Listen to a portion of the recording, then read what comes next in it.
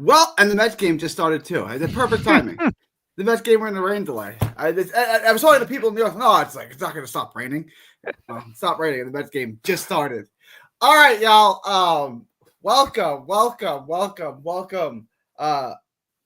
to another episode of nothing BK nothing but I'll think of it. It'll come to me. BK Thursday night, man, or Wednesday night. Wednesday night. The Met game just started. I got to go watch the Mets lose. I got to watch them blow another 5-0 lead. Oh, that sounds horrible. Yeah. Some guy on the Marlins has 2 home runs and 7 RBIs. So what a day for him. Petey just broke the Mets all-time home run record, 253. I did see that. 254 now. Yeah, I did see that. That's not a very impressive record. 253. No. Well, not 254. Yeah. All right. I got the Yankee stuff in the background. I was trying to refrain from being that guy today. You want to talk about Brooklyn Nets basketball? Yeah, why not? Yeah, let's talk Brooklyn Nets basketball. Why not? I'm going to say we're a baseball podcast at this point now. In a couple of weeks, we'll be a football podcast. And then the Jets exactly. will be I'll be screaming about the Steelers.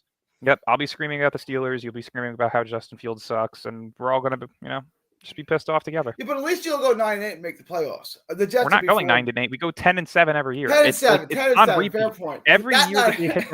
Every year they hit the over/under at 7.5 or 8.5. Just smash the over. It's the fucking Steelers, man. They're gonna win 10. They're gonna beat the Ravens once. They're gonna beat the Bengals once. They're gonna sweep the Browns. It's the same thing every year. Every year. Rooting for a team that hasn't been. What grade were you in 2010? Jesus Christ! I was like 8 or 9 years old. That's the last time the Jets made the playoffs. You were in elementary school. That was the last time the Steelers won a Super Bowl. It's won the Super Bowl or made the playoffs. Actually, yeah, 2009 was the last time they won a Super Bowl. 2010 was the year that you guys beat us in the playoffs, as well as the Patriots, right? No. 2010, you beat us, and you lost to the Packers Super Bowl that year. That was the year that the Steelers lost to the Packers in the Super Bowl. We went back to back. I don't remember what year. No, because 09 is the year that we won. Well, okay, yeah. It was the 08 season. It was 08, but you won in 09. The Super Bowl was in 09, but the season, it was the 08 season. Yeah. So this was 2011, like 2010 season, 2011 playoffs. Yeah, I was going to say, because I knew it was like a 2-3 year gap between when we had played the Cardinals and when we had played the Packers, because I remember jumping up and down when Santonio Holmes caught that pass, and then I was also crying when fucking Willie Parker fumbled. So that was the craziest catch. Like that is by far the greatest catch of all time. I say it's better than what's his name's catch too, because it was actually to win the game. It was in the end zone to win the game. It's not even debatable. That's the best catch of all time. Not only is that probably the most perfectly placed ball in human history, I mean, he was triple covered. He had 3 defenders around him and this much of space. That much of space. That is, and the fact that he was able to keep his feet in while getting hit in the back. That's the craziest. 23 seconds. That's the best catch of all time. I remember watching it live, and I'm saying, okay, well, that's going to come back once you review it. And then you watch, like, he got both feet down. How the hell is that? How did he? It was like go gadget arms. Like, how did he catch that ball? It was crazy. It's insane. That is the greatest Super Bowl of all time. It's not even close. Because watching it live, like, there's no way he could have kept his feet down and reached that far over the sideline. Like, he's not 8 feet tall. That Super Bowl had 2 of the greatest moments of all time. You had the James Harrison 101-yard interception pick 6. Yeah, the longest pick 6 in Super Bowl history, and it came from a fucking linebacker. I mean, I remember watching him hit the end zone and then just laying on the floor for 5 minutes. They had to bring an oxygen tank to him because he was so out of breath. Yeah. And then to top it off, the Holmes touchdown. That is by far the greatest Super Bowl of all time. It's every single year where they rank them, whether it's on ESPN, SportsCenter, whatever it is. It's always ranked number 1. It is by far the greatest one of all time. It's not even close. Alongside the Giant fans, they still got the catch that. I know they still hold on to that Giants-Pats one now. That's Tyree. But it wasn't. They still had to go. Plaxico Burress caught the ball in the end zone. That's how they won the Super Bowl, right? Like that Tyree catch was amazing. He didn't win the Super Bowl. He was still losing when he caught it, right? And you still had like 40 yards to go downfield. I mean, they won the game. Just in terms of all-around moments, Holmes' catch literally won the game. Yeah, no. In terms of overall moments. The players in the field. I mean, you had one of the greatest defenses of all time in Pittsburgh that year. You had Kurt Warner having a resurgence after being cut from the Giants. Like, that was the most perfect Super Bowl you could ask for. We're 4 minutes in now. We gotta. Let's talk basketball. We talk baseball, we talk football. Let's talk a little basketball. I was So gonna say no soccer at all. I'm gonna let you address this, and then we'll just dismiss it together. Cam Thomas is back in the news. He's opened his mouth. He's gone to his people. He wants $40 million a year. I'll let you address this, and then we'll dismiss it. That's all I got. That's all I got. Okay. Do you want to add anything? I'll let you cook as much as you want or as little as you want. I'll let you say whatever you want. Then we'll. The term I'll less get to is my more greater is what I'm going to hold my tongue on with this one. It's just pathetic. Okay. Like I've been saying for the past 2 months, he's been trained by 3 of the biggest divas in sports. This doesn't surprise me. So, if he's on my team, cool. If he's off my team, cool. I don't care. So I got a couple of points. When the Nets offered him $14 million, I said that's not a serious offer. He's not going to take it.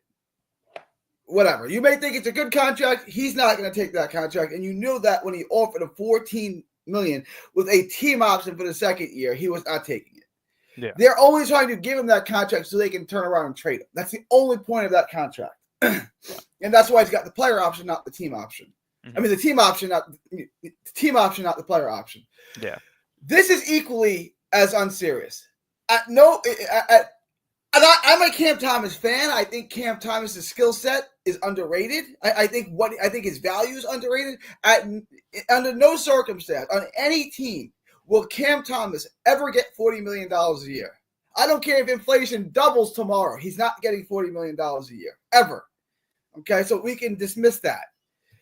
This is equally unserious. Would you agree with that? That's not a real offer. He did not go to the Nets with $40 million in good faith wanting to sit down and negotiate, right? It wouldn't surprise me if he did. He has that ego and attitude. It doesn't surprise me. The people he looked up to most on this team were 3 of the biggest divas in basketball. It wouldn't surprise me. Does Kyrie Irving make $40 million here? I'm asking a serious question. I think he's at 43 right now. Okay, so you want what Kyrie is making. That's what he's basically saying. That's not serious. You're not being serious. Not 30, you're being serious. Let's discuss. You're not getting 30. Let's discuss it. 40. Blast. I used to have this job, and every year you'd go for your review, and they would ask you your salary weight, and I'd ask for double my salary, 100% pay increase, right? And he would laugh at me, and I was talking to one of the higher ups in my company, and he was like, "Look, you can do that, but he's not going to take you seriously. Yeah. If you go and ask for a 30% raise, he's going to say no." But you're giving yourself some room to negotiate there, right? If you go and say you literally want to double your salary, he's going to laugh at you. I kind of feel like that's what if Cam Thomas would have went in there and said $27.5 million, they're going to say no. But you're coming. But at least there's where you can have a discussion, right? Yeah. Well, by the way, too, Kyrie's making $36.5 million this year. He was. I didn't think he was making. The final year of his deal. Yeah, the final year of his deal is 42.4. Extraordinary. Right. He wants more money than Kyrie Irving. Extraordinary. I mean, this is like a new level of delusion and mental illness if it is true. That's horrible. No, I believe he says he wants 40. I believe that comes directly from him. But to me, and I'll let you respond to this. The Brooklyn Nets offering him 14 is the Brooklyn Nets telling him, we don't want you here. Him saying, I want 40 is him saying, I don't want to be here. I can agree with that if that is the case, right? I think that the 14 million is, hey, we're not going to keep you here long term. And it's also, hey, you don't have a single suitor for you. Suck it up, take the MLE, and we'll work on something, in a year or two. But I mean, it's the smart thing to do. You haven't proven anything in terms of being an impact player. You haven't.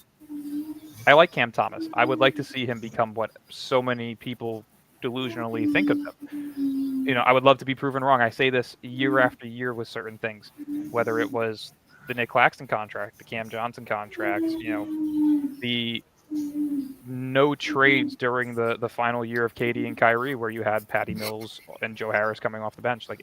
I would love to be proven wrong on so many of these guys, but usually I'm not.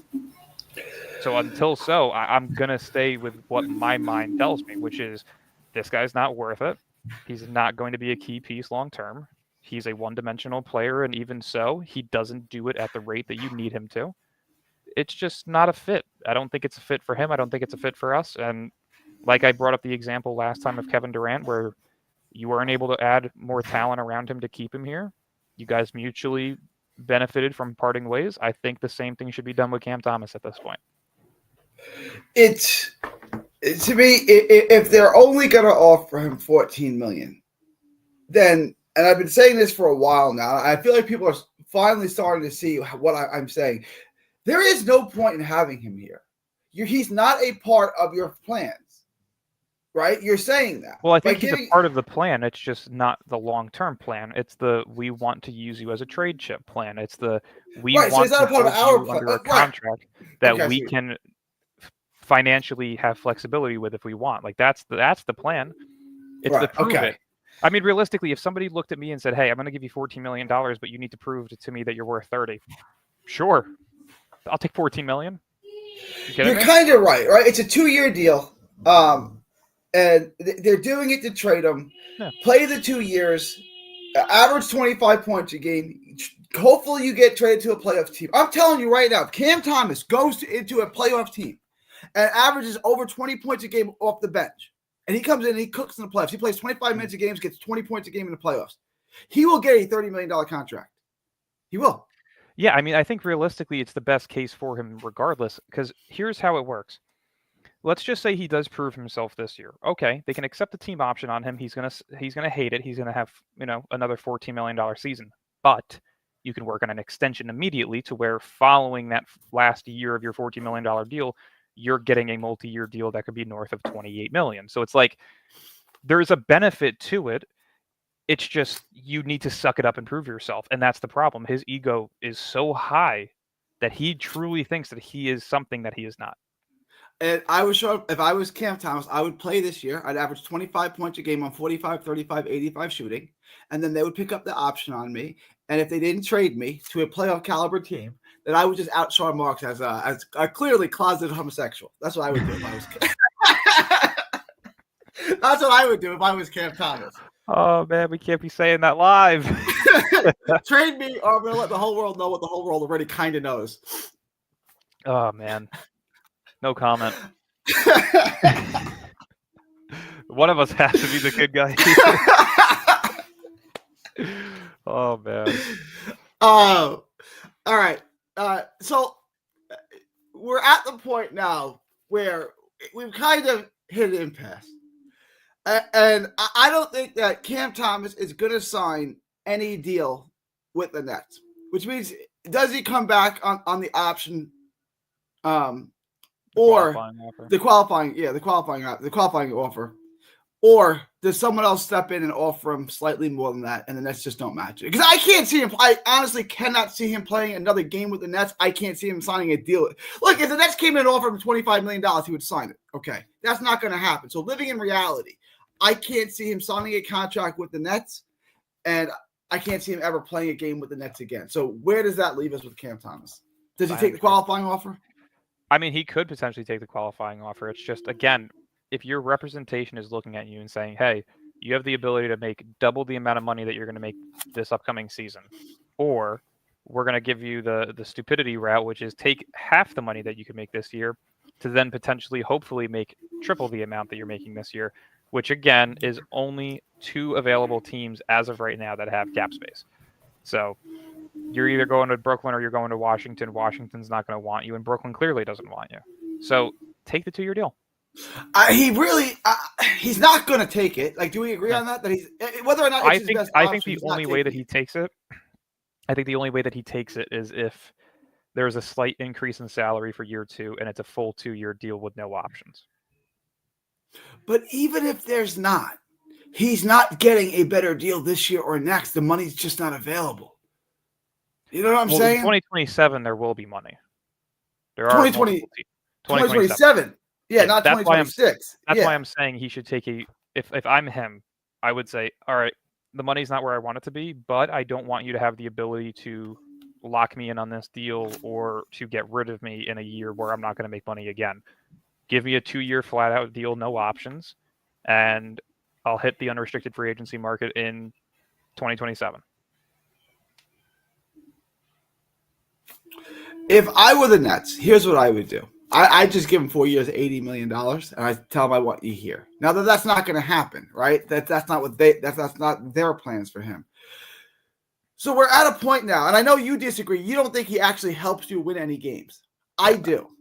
That's the difference between me and you. So now all I see in Cam Thomas is negative value. Having Cam Thomas is just going to win us a bunch of extra games and get us further away from where we want to be, which is Peterson or Boozer or whichever rookie, whichever guy you like in this draft. I think having Cam Thomas gets us further away from that. If he takes the qualifying offer, now you're in a position where what do? Do you play him? I mean again, I don't think Cam Thomas, men lie, women lie, stats don't. He's 29-51 as a starter. He was 7-15, 7-16 this past season.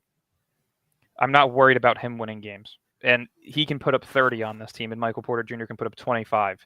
This team's still not going to win games. So they're not going to win a bunch of games, but they're going to win more. Like I was saying, so without Cam Thomas, let's say they win 18 games. With Cam Thomas, let's say they win 25. That could potentially be the difference between like 2 or 3 seeds and spots in the draft. You know what I'm saying? Like, like I kind of said, right? If this was, NBA 2K and you turned off the injuries, right? This is the second worst team in basketball. And it's a large drop off between 3 and 2. I think it's the worst. You're saying Utah. This team is worse than you. I would trade this roster for Utah's in a second. Probably. Like between Utah, Brooklyn, and Sacramento. And that's why I'm saying there's such a large gap between 2 and 3. Sacramento and Phoenix are much better teams than what Brooklyn and Utah is. You know what I mean? Like, bearing any significant injuries, the top 10, there's only 2 teams that should have a true shot of being in the top 2 in terms of lottery odds, and that's Brooklyn and Utah, right? You may have Boston slip in there. You may have Indiana slip in the top 10. You may have Sacramento, Phoenix, Portland, even though they're still a much better team, they'll probably put up 33-plus wins, but they'll still just be outside of the play-in.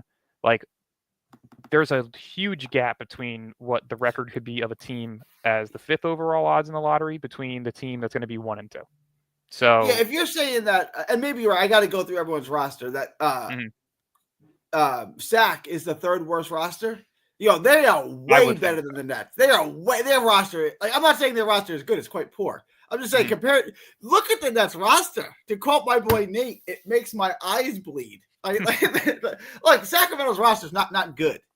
No. But Malik Monk is what, like, with their 5th best player? Is there really that much difference between Malik Monk and Cam Thomas? Really? No. You know what I'm saying? Like, Cam Thomas is clearly our best player, and Malik Monk's like their 5th best. What's the Malik Monk's contract like? $18.7 million. I can't even get that if I'm Cam. I can't get Malik Monk money. You know what I'm saying? He's one of the best 6 men in the league, and I mean, I will say they were a play-in team last year. Like, it's not like they were a bad team, and half of that year they didn't have De'Aaron Fox. So here's my point, right? If they replace Malik Monk with Cam Thomas, do they get better? In Brooklyn? No, exactly. If they swap players, Malik Monk got swapped 1-for-1 with Cam Thomas. It just depends on what the point guard situation's like, because I believe they have Dennis Schroeder, if I'm not mistaken. I think they got Schroeder. Is that where right? I think that's where he ended up. All right. I mean, so what is your starting 5? Schroeder, Cam Thomas, DeMar DeRozan, Keegan Murray, Sabonis? Yeah, you probably are a little bit better because now you have a more consistent scorer next to one of the best mid-range scorers, next to one of the best rebounders, alongside 2 role players that one of them is a 3-and-D guy, the other one is a fast-paced playmaker. So it's like, yeah, I would expect them to be a little bit better, but Malik Monk also fits that system in what they've done for a while. So, it really depends on how they try and utilize one another. But, like, realistically, I'm looking at the standings right now. Like, the only 17, like, Indiana, I still think is going to be a play-in team because I think Andrew Nembhard is going to be the most improved player. I think he's going to go off this year. I love Nembhard. You know that. Yeah. Cleveland, New York, Indiana, Milwaukee, Detroit, Orlando, Atlanta, Toronto, Philly, Charlotte. Like, that's my top 10 teams in the East, probably. Washington could be potentially the 10th team, right? Because we had it 1, 2, 3, 4, 5, 6, 7, 8, 9, 10. Are you putting Boston in there? Did you say Boston? I think Boston can at least be a bottom end play-in team. But again, it depends. Do they just tank? Do they just tank, right? Because Boston's a team that does not looking to get division titles. They're not looking to get, they're looking to win championships, right? Do they just tank and try? I do believe that if they tank and they get in the lottery, they're getting a top 3 pick. They're getting a top 3 pick regardless. They can be the 10th seed in the East, make the play and lose in the first round, be the 12th, 13th overall odds, and they'll get a top 3 pick. It's gonna happen. They'll get Devanza. He's already got Boston roots. He grew up outside of Boston. They'll put him there. Oh yeah, no doubt. But that's why I'm saying, right? Like realistically, the only teams in top 10 conversations should probably be Brooklyn, Washington, Chicago, Utah, New Orleans, Portland, Phoenix, Sacramento. Like, what is that, 7, 8 teams? Like, that should probably be your top 8 in terms of lottery odds. Yeah. And in this draft, each spot, to me, like, you don't see a big, like, if we got 2 or 3, meaning we got either, I don't think even, Peterson is going to project, whatever. To me, there's, like, tiers. Peterson and Devanza are tier 1. Boozer's tier 2, but you would still say Boozer's in that. I say Boozer's in tier 1. Okay, so you don't really see that massive drop off until I wouldn't say 2 to 3 is a massive drop off, but it's a bigger drop off than I want. And then there's like 3 to 4 is a little bit of a drop off, and then 4 on, I feel like we kind of fall off of a cliff. Like we need to get either 1 or 2 or 3 or 4, or this fails. Like we need a top 4 pick, preferably a top 2 pick. You would say probably a top 3 pick, and we're good. I would say top 3. As long as you can get one of the 3-headed monsters, I think you're in a great position long term. Because realistically, here's how you have to look at it. You're either getting Cam Thomas's replacement, who's 10 times better of a player than Cam Thomas will ever be, and Darren Peterson, or you're getting a premier wing who can play both ends of the floor, both of which are AJ Demanston and Cam Boozer, right? So to me, I think that is the most valuable asset that you can try and get this year's top 3. Now, if you fall into that 4 through 7 range, you're looking at guys like Mikal Brown, who is a point guard you're probably not going to want to look at. Chris Sinak, a 6'11 center. He's going to play his freshman season at Houston. You have Jaden Quinnance. He was originally at Arizona State last year. He wasn't eligible for the draft because he had reclassed, so he was actually 17 years old playing in college, was 18 by the end of the season. So he's considerably going into his sophomore year, but he's the age of a freshman. So he'll actually he's going to be an interesting prospect because he transferred from Arizona State to Kentucky. So, and we know how Kentucky breeds bigs. How would you describe NBA players? How would you describe Cam Boozer's game? Because he's built like a big ass power forward, but he plays more. How would you describe his game? Paulo. It's not even like if you can copy and paste a player, it's Paulo. It's the same thing last year with Dylan Harper, right? You can copy and paste Cade Cunningham. That's who. Like, he's the easiest person in the top 3 to compare to a player right now because of how polished and mature his game is already. So this is just Paolo Banchero 2.0. That's his floor. Like, so, I would say that's his ceiling, but realistically that's who he is as a player. Whether he hits the ceiling of Apollo or a floor of Apollo, that's what he is. Because you look at him and he's built like Ben Wallace, so like, okay, that's a big. Mm-hmm. Right? Like, that's a big. He's 6'9", 250. Yeah, he's tremendous. Yeah. But then, like, you watch his game, like, okay, he's kind of a wing. All right. He can space the floor. He can put the ball on the floor and hit a mid-range shot off the dribble. He can play in the post. He's a great playmaker for his size. That's why I said he may not have the exact athleticism of Paolo just yet, because Paolo was a bit skinnier in frame and a bit lengthier, but in terms of the overall play style that he brings and the IQ that he has on both ends of the floor, it truly is Paolo Banchero. Like, that's what I say. And then the other guy I like just as much is Nate Ament. And to me, I'm concerned, interesting, because he's a 6'10 wing with a 7'1 wingspan. Who likes 6'10 wings with 7'1 wingspans? Not Sean Marks. Not Sean Marks. He's taller than him. Yeah, that's true. I guess he's too tall. I guess if he was 6'8", he would like him a lot better. That's true. Okay. Yeah, that's now the one thing that I will say is Nate Ament as a consolation prize is very good, right? Nate Ament is a guy who I would say has a higher ceiling than Noah Asenge, and people are comparing Noah Asenge's ceiling to a guy like Pascal Siakam. So to me, I think Nate Ament is another guy. If it's a consolation prize, that's a great fit, because if you can play him, say, let's just say long term, right? The long term picture, we'll say Cam Thomas isn't a part of it. your long-term picture, your starting five could potentially look like Yegor Demin at the 1, Drake Powell at the 2, Nate Amen at the 3, Michael Porter Jr. at the 4, and Claxton at the 5. That's a very intriguing lineup, right? It brings the versatility and size that you need. It brings the playmaking and floor spacing that you need. It brings the defensive ability that you need. I really would like to see something like that if Brooklyn was to miss out on a top 3 pick. Overall, I do see the number 4 spot being a battle between Mikal Brown and Nate Ament, because if you're following anything Mikal Brown related, he absolutely killed the U.S. Olympic 18U team. He was the second best player on the floor next to DeBansta. And not to mention, too, a 6'3" point guard going to Louisville. He's very similar to Donovan Mitchell. So I think that the pathway that he has into the league, being able to be the sole guy in Louisville, he's to me is a top 6 lock as of right now. And what about the center from Houston? Chris Sinak? I haven't watched too much on him. I do have to start looking into more of these players in this class, but 7'3" wingspan, 7'3", 6'10", 7'3" wingspan. Yeah. From my, I'm going to pull up his stats just to see what he's got. I don't know if he's a floor spacing big or if he's a more dominant inside the paint big. Let's see. Can I find it? Oh, is he not a freshman? No, he's a freshman, for sure. Is he? 100%, yeah. Yeah, he is a freshman. Oh, okay. Let's see. He was the number 1 center nationally, number 7 ranked overall prospect in the ESPN Top 100. Ranked 7th overall and number 1 center nationally by 247 Sports. He was ranked 6th overall and the number 1 center in the country by ESPN. Trying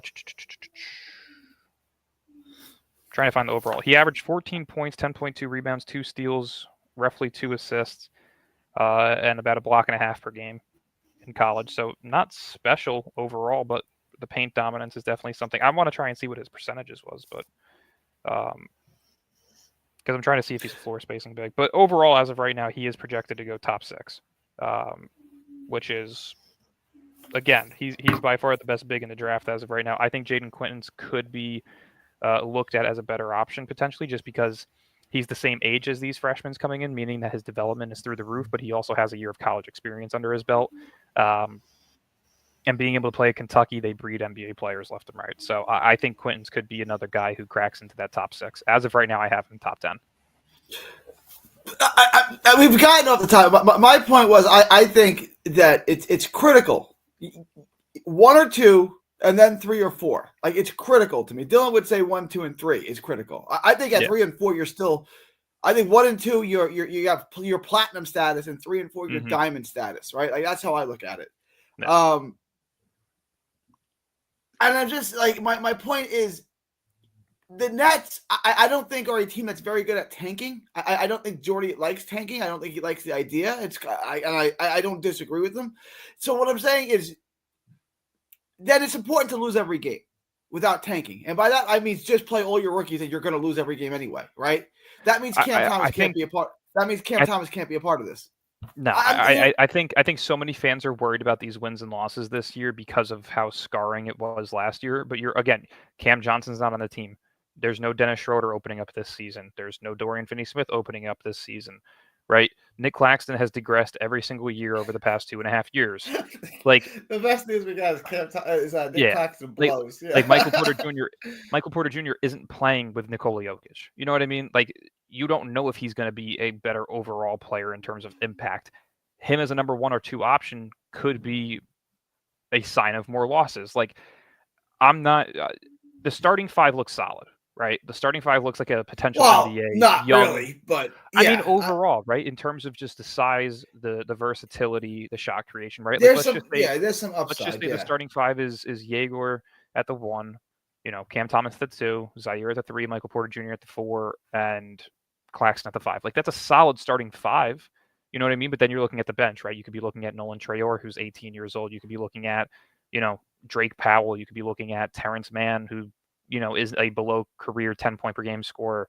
Noah Clowney doesn't stay healthy. Day'Ron Sharpe, I'm expecting a good year from him. But again, a 6'9" undersized center who doesn't have any form of elite talent outside of rebounding, but is solid all around, not going to make the difference on the bench. You know what I mean? Like there's so much wrong with the depth of the team in terms of NBA ready talent that's going to result in losses.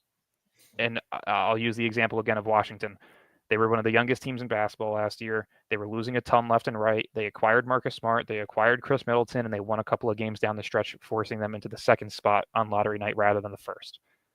That's similar to what I expect from Brooklyn. When you are one of the youngest teams in basketball with no NBA experience, you're going to lose games, and especially when your 100%. depth is nowhere near the status of an NBA bench, you're going to lose a lot of games because of those bench minutes. So and you can't close out games, right? You're not so I mean, to me, Cam games. Thomas could average 30.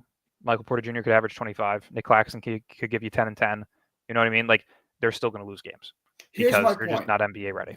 They're going to win a lot more games. And a lot more. I mean, they're going to win 25 instead of 17. That's what I mean by a lot. Yeah, I got him. Right? I still can't see him winning over 20. Because you got Cam Thomas. I was going to say, even just look at the cup. Yeah. Let me, and then you can respond to what I have to say because I want to hear your take anyway. If I'm closing out the game with Cam Thomas, I've got a shot to win that game. If Cam Thomas is the one with the ball in his hands every time down the final 2 minutes of the game, I feel okay about that. Oh, I don't. If the ball in Jaeger's hands or Troy's hands, or I don't even know, like who else would have the ball? Terrence Cam Thomas or Michael Porter Jr. But even if so, you still have to remember these are two guys who are known to not pass the ball. But Cam Thomas can get buckets every time down the court. If I have the ball in a rookie's hands, if I don't have Cam Thomas on my team, now I need one of my other ball handlers, Troy. I don't even know who to handle the ball every time down. That guy's not going to close out the game. He's going to be a turnover machine. They can send a blitz at half court on one of Cam Thomas or Michael Porter Jr. and they're not going to know what to do. Realistically, like if you're talking about under 2 minutes tie game, you have to score 4 times in a row to win that game and get 2 stops. Well, I need to outscore. I need to score buckets. I need to outscore. It's not Trae Young or whoever. Are there a couple of games that could go into overtime? Maybe, but they're not winning games like this down the stretch. It's not happening. If I'm. Games shouldn't even be close because of how bad the bench is. Let's just put it that way. It's the NBA though. Like games, they don't play intense every night. Like that's why the Nets won a bunch of games last year because they don't take you seriously. And I was talking to Nate, right? And we went to a Nets game when they played the Pacers at the Barclays, right? And then we're talking about the Pacers in the playoffs. He's like, Gary, does this even look like the same team that we saw play the Nets in January? It's like, no. Right? Like, it's the intensity. The Nets played with intensity last year, especially on defense. The other teams play intense in the fourth quarter, and that's why you saw the Nets blow so many leads, right? But, like, day in, day out in the NBA, they're not bringing that intensity. That's how the Nets were able to steal some wins. I mean, I'm not going to get my hopes up with that. I don't see this team duplicating what they did last season. I see it being much worse. And, again, that's because of youth. Right. If you had not traded Cam Johnson and you still had Dennis Schroeder, okay, maybe I'd say, yeah, you're around the same range, 25 to 28 wins, but you got nothing. You have a guy who's been a proven number 3 overall option in Denver as a catch and shoot guy, and you have a potential number 1 option who would not be a top 3 option on any other team in the league outside of Utah who shoots inefficiently. I don't see a guy down the stretch that's winning me games.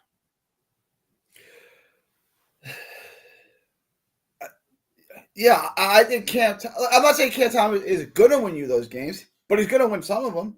And if you take Cam Thomas off the court, you're going to lose all those games. Every game that's close, you're going to lose because you don't have anyone that can create his own shot down the stretch. Nobody. And you're going to lose every one of those games. That's what I'm saying. If you double team Cam Thomas, you're forcing him to pass. You're forcing another guy to hit a shot. What if he passes to Jaeger Demon? But what's he going to pass to? Yeah. You know what I mean? Like, what if he has to pass to Nick Claxton in the post? You know? Like, what are you doing? Better not be in the game at that particular situation. He better. I don't know what team they're playing in this situation, but he better not be in the game. I hope he is. Because you're going to lose. You're gonna lose. Realistically, the worst this team could be is a 16-win team. The best they could be is maybe 21. I don't see it being any more than that. I don't think it's going to. It could be worse. If Cam Thomas isn't here, I think it's a lot worse than last year because you have no one who can create their own offense. So, the best bet to me, and when I say tank, I mean try to intentionally lose games. Playing all your rookies is not intentionally trying to lose games. Go and play 40 minutes of basketball, and those last 8 minutes just look lost. But if they play all their rookies, they're gonna look lost because they're gonna be lost. Yeah, you know what I'm saying? Like they're not looking lost. So like that's how you lose, right? Then I believe Cam Thomas has no function on this team. If your goal is just to play the rookies and lose as many games as possible, then don't bring Cam Thomas back. And that's been my point since the beginning, right? Like we're not trying to compete, we're trying to lose. And each draft spot is so crucial in this draft class. It's not the drop off to me is so big between 1 and 2, 3 and 4, and then the rest of the draft class. Like we need to do everything that we can to get one of those top 4 picks. And that means that Cam Thomas can't be a part of this because he's not a part of our long-term plan. So he's just winning us games in the short term, which gets us away from our long-term goal. You know what I'm saying? Yeah. I don't think that there is a chance. You don't think Cam Thomas wins you any games? That's yeah. But then why bring him back if he does? Like, what's the point of bringing him back at all? Like, in your opinion, because you don't use a player that could be a potential trade chip. I've been saying it for a year. When the time comes, Cam Thomas, Nick Claxton, and picks. But he's only a trade piece if he doesn't take the qualifying offer. If he takes the qualifying offer, he's no longer a trade piece. I mean that's the risk that you're taking. But hey, you know what? If he takes the qualifying offer and he wants to bet on himself and he shits himself, and you get Darren Peterson, guess what? Have fun in free agency, buddy. The only team that has cap space is Washington. Oh well, not my problem anymore. But yeah, you're hoping that he takes the qualifying offer and then takes a dump all over himself. Why even bring him back then? That's my point. Like if you're hoping he plays bad, just don't bring him back. What? At that point, you're forced to though, because they already offered him the qualifying offer. That's how you keep a restricted free agent restricted. It's just crazy to me that if he's about to take sign a qualifying offer, nobody else, no playoff team comes in and says, "I'll give you $8 million." Don't sign that. I'll give you. Don't sign 6. I'll give you 8. These teams. No one comes in and does that. Yeah, nobody can. Nobody has MLE money left outside of Golden State, who's still waiting on a Kuminga situation. And even then, their MLE is the worst one that you could have because they're so far over the second apron. All right. I mean, you make a good point. Like he's not gonna take it because I don't think he wants to be on the Brooklyn Nets. No. But at this point, what's his name? Jeff Teague said on his podcast like he should just take it. $14 million is a pretty good living. Yeah, that's a fair point. I'm not feeling bad for anyone making $14 million. Realistically, no matter what, there's more likely a chance than not that he's going to be an unrestricted free agent anyway next year if he takes the offer that we're offering. It's a team option. If you don't prove yourself and we want money for somebody else, you're going to get declined and you're going to become a free agent. You want to become a free agent next year with $14 million in your bank account or 6. It's just stupidity. It's not difficult. It's truly not. I wanted to address this from Mark, and I was just going to mention this. I'll get your take. Neither side wants the qualifying offer. I agree. Who's it worse for? Because I would say, without a doubt, if Cam Thomas taking the qualifying offer is worse for the Nets than it is for Cam. I think it's horrible for each side, but yeah, I can definitely see it being worse for the Nets because you have the potential to be losing somebody for free. You know, the one thing that I will say though is unlike a lot of people who take the qualifying offer and don't want to be traded, I think that there would be a small chance that Cam Thomas could be traded if you piss him off enough, right? Don't play him down the stretch in a close game. Lessen his minutes, sit him out of games sometimes. If you want to get rid of a player, there's ways to do it, If you tank his value purposely, then they'll probably be more likely to work on a trade with you. But it's going to leave a bad taste in a lot of other players' mouths when it comes to trying to come play for you. So it really just depends on what you want to do in that situation. If you want to trade him for it, hopefully you're trying to get a salary dump and a pick. Yeah, and I'd take it. I mean, I guess so. It was just like the picks, like all right, like we're gonna get another pick and a bad contract. We're going to sit there and look at Washington. Look at Charlotte. You know what I mean? These aren't teams that have succeeded in the last 2 years, but the overall team building has been much better. You now have in Charlotte LaMelo, if he stays healthy, All-Star, Con Kneppel, Brandon Miller, Tajon Saloon, Miles Bridges. No, I thought they were going to be better this past year. No, yeah, me too. Yeah. Yeah, like they have a solid foundation. Same thing with Washington. Bub Carrington, Trey Johnson, Bilal Coulibaly. They have Alex Sarr. Like they have a foundation. What's the Nets' foundation? Well, we're gonna find out, right? Yeah. We have 5 rookies. Let's see. I don't know. Like it's to be determined. But that's my point, right? Is these are teams who have over the past 2 years taken on bad contracts. You know, Washington moved Bradley Beal for a boatload of seconds and like 1-2 first-round pick swaps. You know what I mean? Like they didn't get anything special in return for a guy who was averaging 30 at the time. You know, same thing with Washington as well. They took on Chris Middleton's contract. They took on Marcus Smart's contract. You know, they just took on C.J. McCollum's contract. They're adding second-round picks. They're added protected first. They're adding swaps. Like that's how you have to rebuild. You have to rebuild with a volume of draft capital because you're going to take on bad contracts. You're going to free up cap space. You're going to build youth. You're going to sign free agents, and you're going to trade picks for a star down the line. That's how you rebuild. It's the quickest way to do so. It's 2-3 years. And that's what I've been saying all along since getting these picks back. You draft the 2 years that you got your picks back. You bottom out in those years to try and get the best picks possible. And the following year, you evaluate the team by the trade deadline. If they're still not meeting up to par, don't make any moves. Wait till the following offseason. You take what you can get, and you sign free agents with the cap space that you have available, and you make a major move for a star. So here's my question. Yeah, I agree with you for sure. But here's my question. Mark says Cam may never get a bigger offer, whereas Nets will still be an NBA team, and Cam will still be an NBA player. He might just make less money. Like that argument goes. Cam Thomas isn't going to be out of the NBA without the Nets. So here's my point. If we both agree the qualifying offer is bad for both sides, right? It's not good for either side. So then why is neither side willing to make a legitimate offer? $14.1 million is not a legitimate offer. $40 million on Cam's side is no, it's a legitimate offer. He's not going to sign. He's not going to sign it though. Oh, but he's not going to sign it. That's his fault then. Then I'm taking a qualifying offer, which sucks for you. Yeah, that sucks for him too. But we've already been over that, right? Because it's realistically, right? Brooklyn, Washington, no other team available afterwards. Regardless, you're probably going to come back here on a 1-2 year deal. Doesn't hurt us. And guess what? If you land Darren Peterson, well, guess what? Have fun only being able to talk to Washington, buddy. Not going to be a lose for us. They got to work out a sign and trade. Like they got to. I mean, they got to work. They do. It's time to part ways. There's certain players that you fight for to make work, and there are certain players that you don't. And when you're dealing with a one-dimensional, inefficient scorer who has no other ability to his game, you can move on from that. You'll live. I promise you, if you don't have Cam Thomas on this team this year, you will see Michael Porter Jr. average 23 on the same level of efficiencies as Cam Thomas did. It's not difficult to do. It's really not.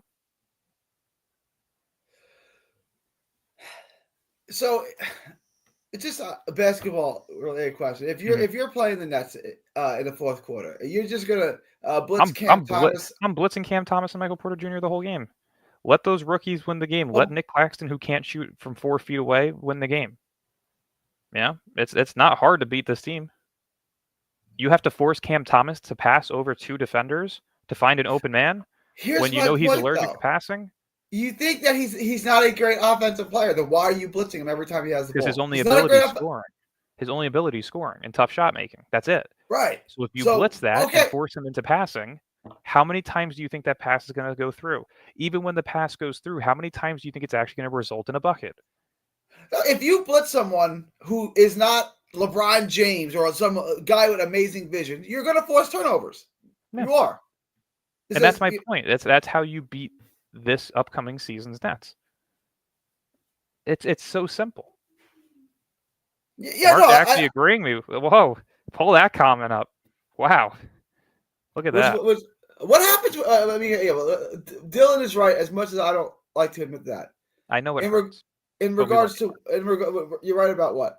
In regards to blitzing Cam Thomas to lose games, it's not going to result in. I mean, I would say probably 1 out of every 6 times that you blitz Cam Thomas, it'll result in a basket. No, but I agree, right? But my greater point was you don't blitz bad basketball players. No, you blitz players who don't have any other ability to their game, right? It's like Nick Claxton. If Nick Claxton is standing in the corner, you're gonna fall back and just guard somebody else because you know he's not gonna hit the shot. Same thing with a guy who can only score. You're gonna send a double team and force him into a playmaking position, which you know is unlikely to happen. It's going to result in a turnover. If you Not saw because he's a Blitz and good Cam basketball Thomas, player, it's because he's only a scorer. I love Cam Thomas. I just want Cam Thomas just to prove everyone wrong. And I want him to too. He I would starts love diming people up like LeBron James and be like, "You really gonna blitz me? Are you really gonna blitz me?" Because it's never a lose situation for me, right? And that's the reason why I'm so adamant on some of the things that I say.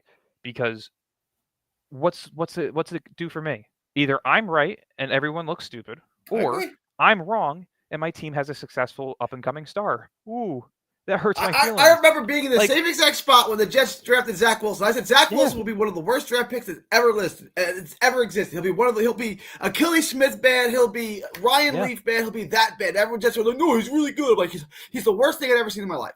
Okay, he's the worst thing I've ever seen in my life. I said the same thing to Mark over the draft process. Great. If I'm wrong and Zach Wilson is fantastic, great. If I'm right, I told you so. Yeah, it was the same debating point that we had with Mark for an entire year. Okay, if you are able to ethically tank and not lose purposely and win 28 games and land a top 3 pick, then cool. Guess what? I was wrong, but I still get the player that I want. But in this case, I was again right. Look at what happens when you ethically tank in the NBA. Does absolute fuck all for you. Landed the 8th pick. Got a guy that a lot of people didn't want. I was right again. Like, I would love to be proven wrong. It's just, it rarely happens. Yeah, the Nets could have kept Phoenix's I want to pick. Be wrong. When did Phoenix pick? 11? 10? 10. They could have just took Igor with Phoenix's pick. They didn't have to do this. They could have just took him at 10. Like, imagine if you just didn't be stingy with your offer and you would have accepted something, or you would have worked out a deal with Houston. I would have just given up Mikal Bridges and one of the Suns picks for our 2025, our 2026 picks back, and then salary fillers. I would have rather have done that because you would have been able to keep majority of the Suns picks plus get your 2 picks back. Like, that to me would have been way more valuable. But instead, you decided to do a deal with the Knicks to get more draft capital, which I am also not against, but you're looking at picks that don't hold as much value as your own and Phoenix's. It's like you mortgaged Phoenix for your own, and you're not going to take your own seriously. No, that was they're not taking it seriously, which is fine. But then why did you move heaven and earth to get your picks back? It made no sense. Yeah, and that's my point, and that was a huge debating point with Mark and I over the past year was, oh, well, you got your picks back, but it's a lottery. Well, guess what? Lottery fucked you. So this is why the floor of the pick means more than the ceiling of the pick, because if you're the worst team in basketball, the worst you get is 5. And this past season, that got you Ace Bailey. You know what I mean? But when you're, the 7th worst team in basketball, your chances of getting into that top 4 are extremely slim. Having the 7th overall odds is one of the worst spots to be in on draft lottery night historically. And to top it off, you move the spot back. Didn't work. Hi, Mark. What's going on, fellas? How's everybody doing tonight? Just more Cam Thomas talk. I don't think no update, right? There was no news or nothing about this, right? No, we're talking about yesterday's. Yeah, we're talking about yesterday's news about him asking for potentially $40 million. I see no benefit to bringing him back. Anyway, what up, Mike? These nuts. Hell of a name, brother. I see no benefit in bringing him back. What says you? I know it's only bad to bring him back. He doesn't want to be here. We don't want him, and he's only going to help us win games. Mark, what says you? I think the only benefit is for him is he could either up his value, show that he could be who he, bet on himself, and then earn his big payday that he wants and feels that he's, earned. Or he ups his trade value and then we flip him. Like that's the only thing that makes sense. Like benefit to us. The benefit, like Dylan says, the benefit to the name on the front of the jersey. There's none, right? There's only benefit to the name on the back of the jersey, right? In Cam Thomas's case, him coming back doesn't benefit the Nets in any way. I mean, no, it does if you think about it, because if he ups his value, great.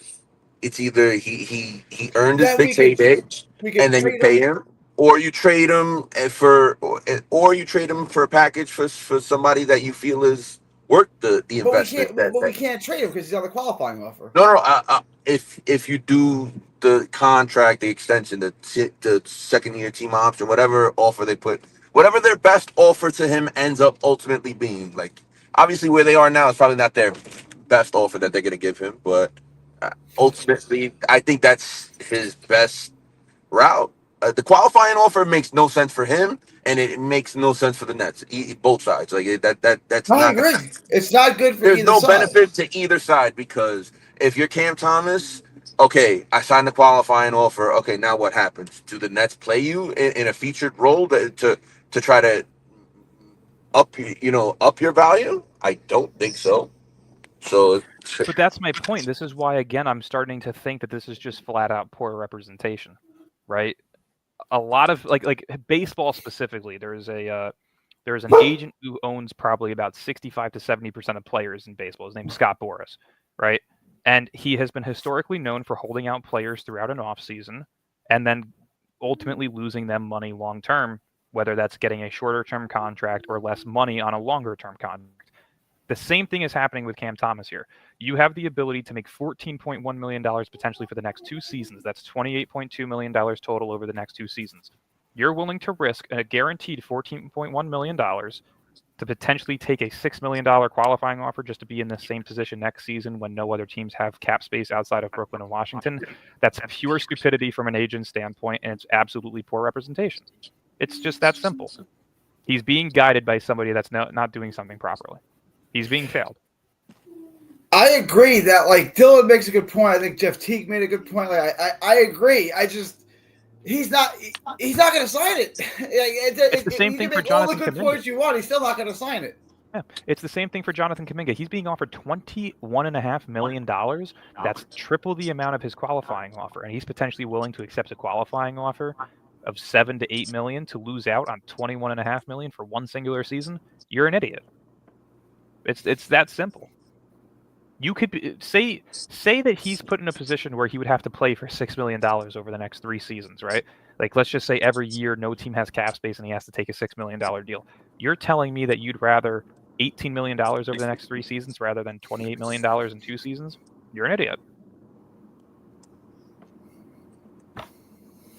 Mark, you still there? Looks like Mark. Yeah, I'm still here, guys. Sorry.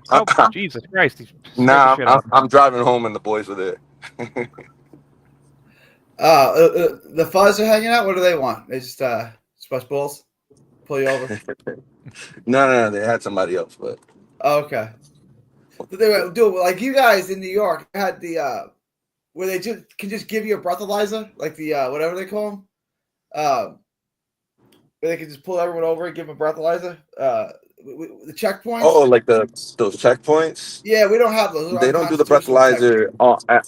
Yeah, they don't do it. They do it at the precincts. Okay, all right, that's cool. Not that I was drinking. I got pulled over once in the middle of the day, 3:00 in the afternoon, sober. I'm not a drink. It's 3:00 in the afternoon, and I get pulled over. The cop makes me do the breathalyzer. He makes me blow the breathalyzer, and I got a 0.0. And the cop goes, "It's your lucky day." How is it my lucky day? I haven't had it. It's not like I'm hammered drunk and your thing malfunctioned and somehow by the grace of God I tricked your machine.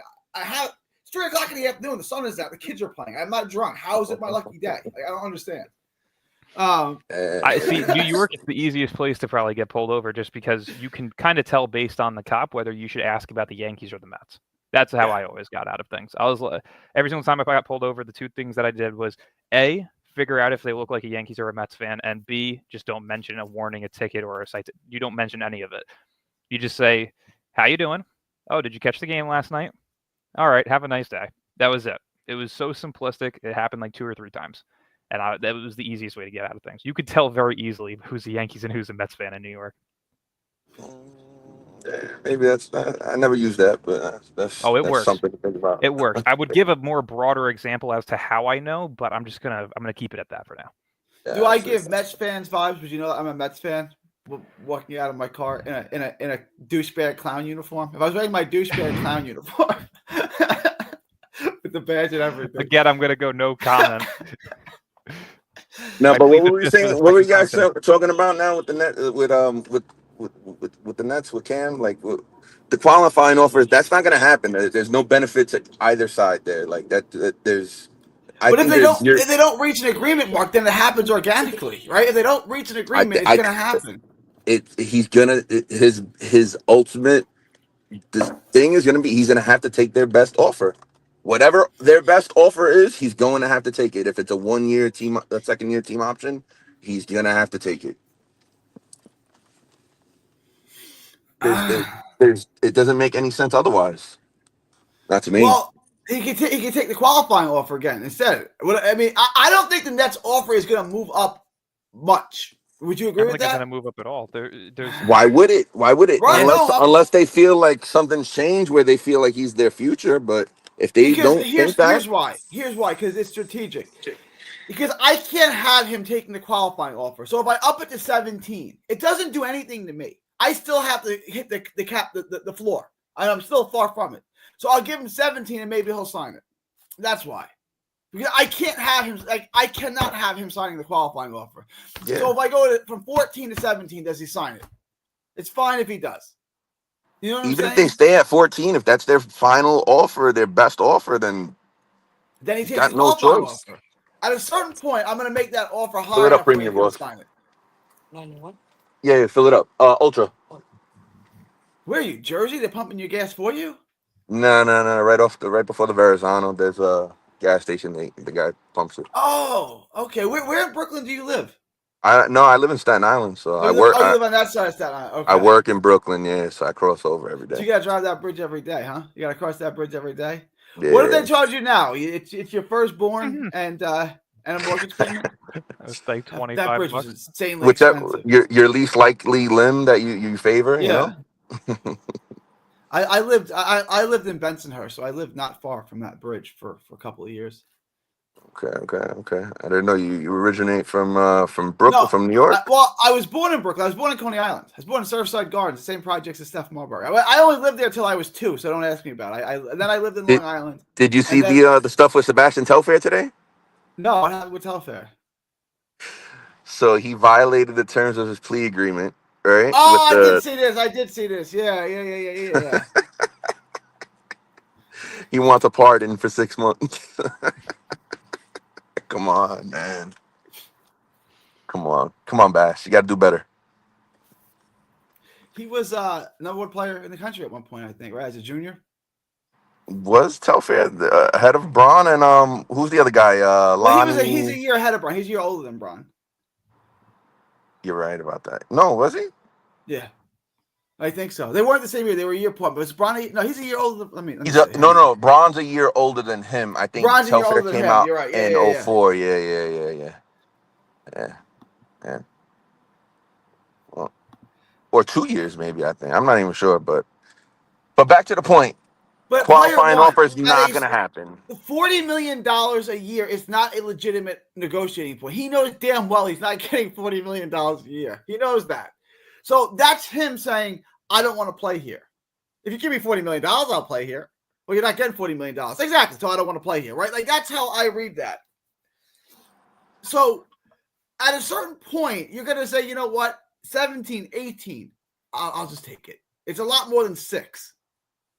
Right, yeah. And the Nets don't want him to take that qualifying offer. So, like, can we work something out that's going to, within reason, that's going to keep you from stopping that qualifying offer? Now, the Nets have the ball in their court in terms that there's no one else offering him money, right? Like he has no leverage. The leverage is I sign a qualifying offer. That's his leverage. Yeah, but that's worse for him than it is for them. Yeah, that's still. But it's still bad for the Nets. Yeah, it's bad for me, but you don't care about me, right? You care about you, and this is bad for you. If I sign this qualifying offer, it's bad for you. If we can work something out, then that's good for you because you can keep me, you can trade me, you can do whatever you want. If I sign the qualifying offer, you're screwed. Yes. I think he has less leverage than the Nets, obviously, and in terms of just options, he has no options. What are his options? I wanted your take on this, guys, both of y'all. Because the player was, I think you underestimate how delusional some of these people really are, Gary. Do you think that Cam Thomas, in his heart of heart, believes that $40 million is a fair negotiating point? Do you think like he thinks that?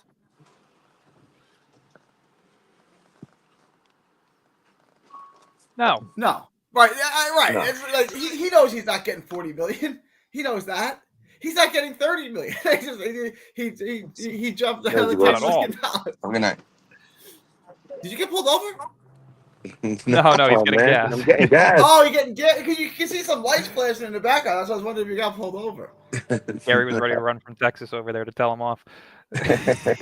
Yeah. All right. I know you got a hard cap, Dylan. I wanted to get into the Nets roster, fill out the rest of the roster with or without Cam Thomas. I guess we'll just close on this. We'll bring it back Friday or something like that when we can. Has Cam Thomas played his last game as a Brooklyn Net, Mark? No. Can't see it. I can't see it. Dylan has Cam, and I said this when he played his last game last year. He may have played his last game as a Brooklyn Net. I called this last year. Has Cam Thomas played his last game as a Brooklyn Net? I hope so. I hope so. No, but why would you hope that? You like being the enemy. You like Because I being just the villain. I just think stupidity, and I don't overvalue things that I know aren't going to work. No, I get it from that sense, but what I'm saying is, like, if they could work out the 2-year deal with the second year being a team option, it's beneficial for the Nets. It's beneficial for Cam, so he could up his value. Like, he's not going to enter unrestricted free agency next year in a better position than he is this year. Not that he's in a great position, given the fact that he came off an injury season. So it's like, and that's kind of my point, right? Why even restrict yourself to be put in a position like this again next year, where you may actually negotiation. It's negotiation. You got to try. You got to, you know, if have you don't seen open Sean Marks with negotiation. I mean, you guys bashing him lately, yeah. So that's, you know, I mean, given the contracts, the CJ contract, the Clax contract, you would think, all right, I'm up next. Over Bruce, the Joe Harris contract, yeah. I mean, there's contracts that we can go into for days. Yeah, that's what I'm saying. So if you're Cam Thomas and his agent and his team, you're using that as reason, and you should have traded him at the deadline for some twos. Is what you should have did. If you were going to do this, you should have just traded him for some twos. I would still look into Milwaukee and Detroit. Hopefully, I don't see it for Detroit. I still got to come to an agreement on a contract that you're going to sign before I can trade because you. at that point, even if it is a team, even if it's the same exact deal, right? Jonathan Kuminga's camp has already said that he would play for another team for less money. Like, same thing is probably the case for Cam Thomas. If you give him $14.1 million with the same exact team option and offer, and he's promised that negotiations will kick in for an extension, you know, prior to this upcoming season or after this upcoming season, then of course he's going to potentially look into taking that. Like, it's not about the money in the contract. It's about the respect level on both sides of wanting to feel wanted. And clearly he doesn't feel wanted. But if a team is willing to say, hey, we're going to match this deal that they're offering you, but instead of, you know, accepting or declining the team option immediately after the season, we'll look to work on an extension with you midway or just after the season. That's something that a player would be open to for sure. But that's essentially what the Nets can position and say the same thing. You know, why don't we just do this? Why don't we just offer Kuminga a 2-year, $55 million contract where it's $30 million this year, $25 million next year, and then an option, a player option for the third year, or a team option for the third year, and he'll sign that. Like, why don't we just do that?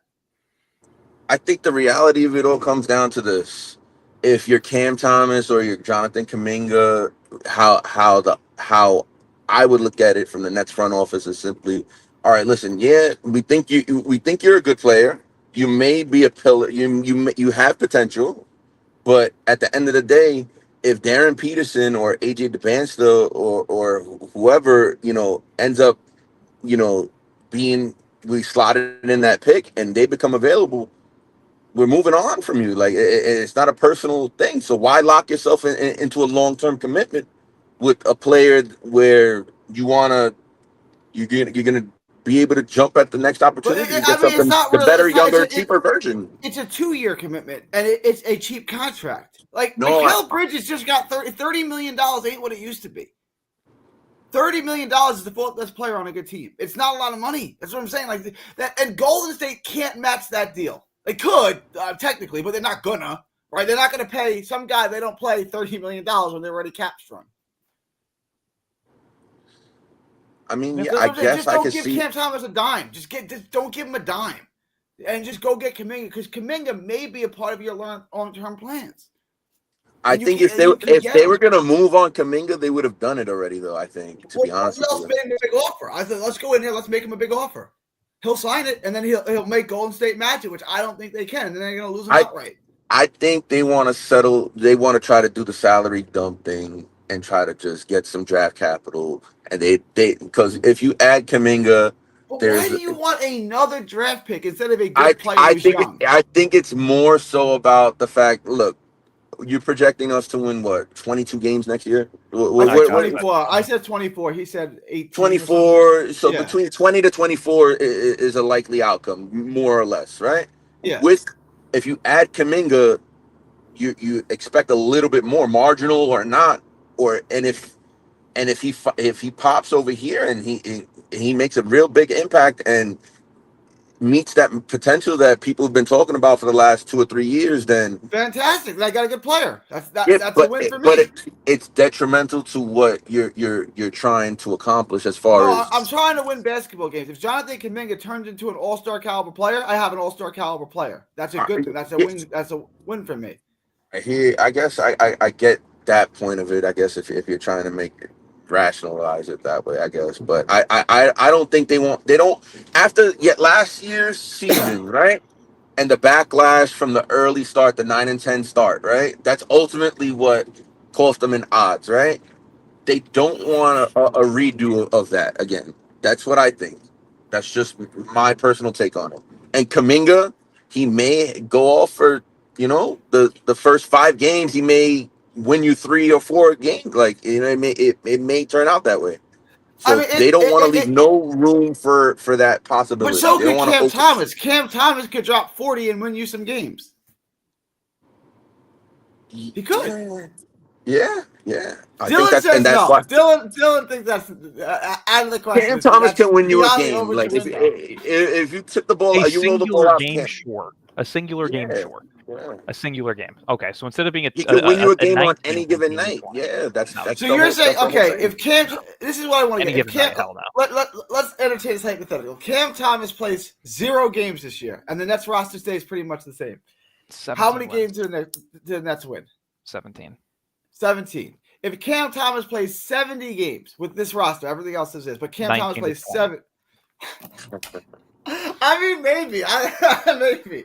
No, I think he's on the money. I'm going to say 7. I would agree with the 17 if he doesn't play. But If it he does has play, I'll say 24. the win total has less to do with Cam Thomas than it does. It's more about the other guys around him. You're going out there with a bunch of 19-year-olds and guys that are injury-prone guys trying to carve their spot in this league. Like Zaire Williams, he's trying to get a long-term commitment, a 3 or 4 year deal. Same thing with Day'Ron Sharp.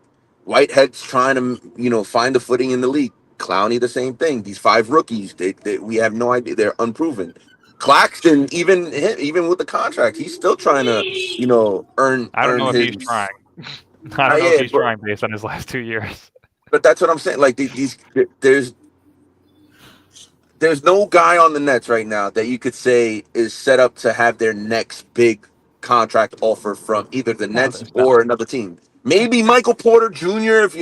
if maybe, but there's no other guy that you could guarantee and say, all right, that guy is going to get at least another $80 million deal or a 4-year deal from another team in the next 2 years. Like there's nobody that has that cachet, I guess, if you want to, for lack of a better word. They're all unproven guys. These are all. That's the reality of the teams. So it's less the win projection is less about whether Cam Thomas plays or not. It's more about who he's gonna have to share the floor with or not. That's really what it all comes down to. Clax doesn't move the needle that much. Sharp is injury prone.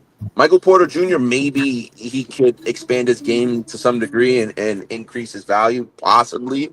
I don't know. The young guys that it's not gonna look pretty. It's not gonna look pretty. It's really not. No, not at all. It's going to be interesting to see how they try and figure out this cap space situation because they're below the minimum cap that you need, and we have 20 players on the roster. I'm pretty sure they probably have an offer from another team to dump salary, but they're just trying to wait it out to try to get a better offer where they could get a better. I would assume so. There I has think to they're have more so just been. trying to figure out what happens with Cam Thomas because say he accepts that 14 million, right? Then you're what 5 to 8 million below the minimum. No. We have 20 22 something million. mil with his cap hold. So his cap hold is only 12 million. So it would only decrease by like 2 or 3 million. Yeah. So it's still 20 million in cap space still, more or less. That's why I think Anthony Simons is a player that is. I think so too, and I we need to readdress that. We do. I mean, Day'Ron Sharpe and Zaire for Anthony Simons makes a lot of sense. It's a salary dump. They get two younger guys, two guys who they'll be able to. Wait, give me that again. Anthony Simons and probably second round picks are Day'Ron Sharpe and Zaire Williams. Because remember, Zaire and Day'Ron aren't officially signed yet. Yeah, but I think they have it locked because they wouldn't have really put it out there that they re-signed and negotiated the contract. Like I think they're intent on. It wasn't put out originally. Originally, it was they signed, and then 2-3 weeks later, it was hey, they haven't officially signed because they could be looking into trade avenues. That was the follow-up report like 3-4 weeks after. I think it's just more about the raw, like how many guys on the raw. Or I'm not. I think they're gonna use it with the mid-level, right? Is what they were saying that they're gonna bring him back with the mid-level just so that they don't lose the salary cap space.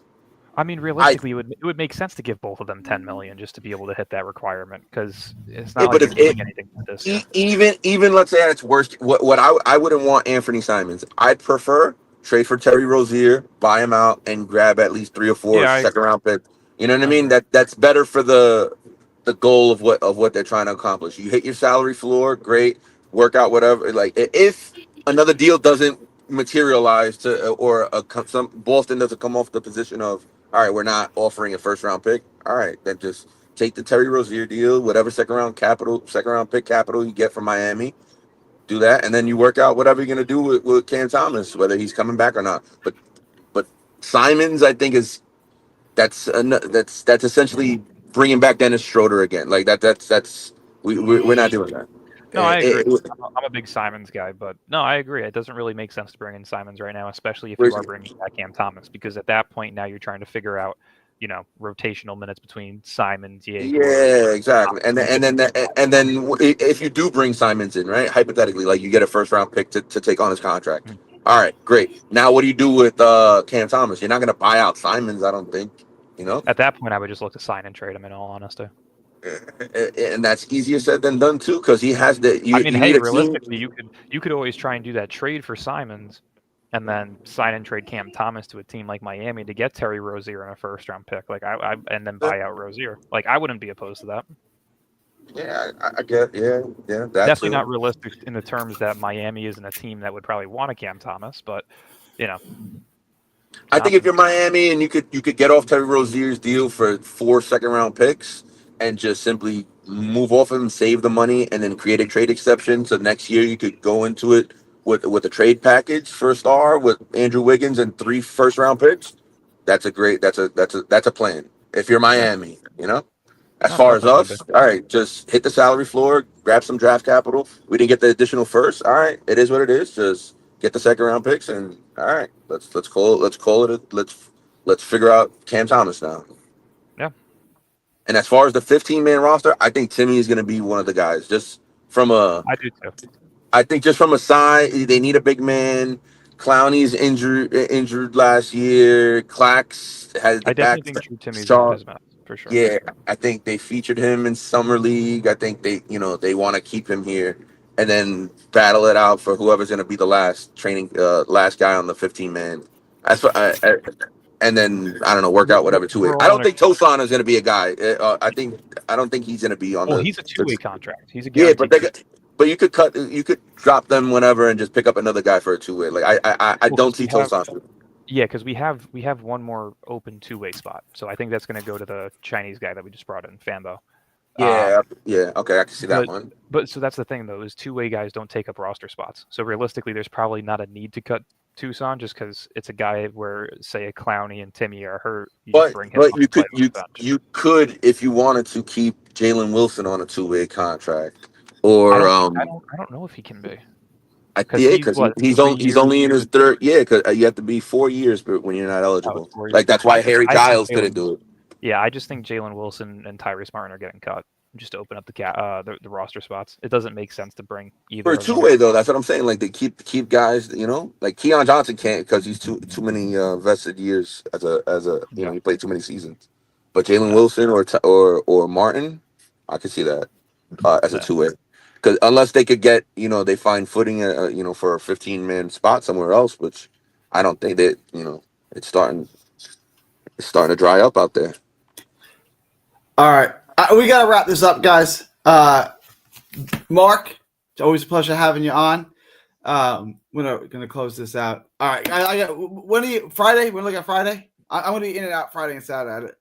I was gonna say let's see what we can do, but worst case we can always come back, Saturday or Sunday. All right, sounds good. It's August 13th, 2025, from Texas to the world. Thank y'all and God bless.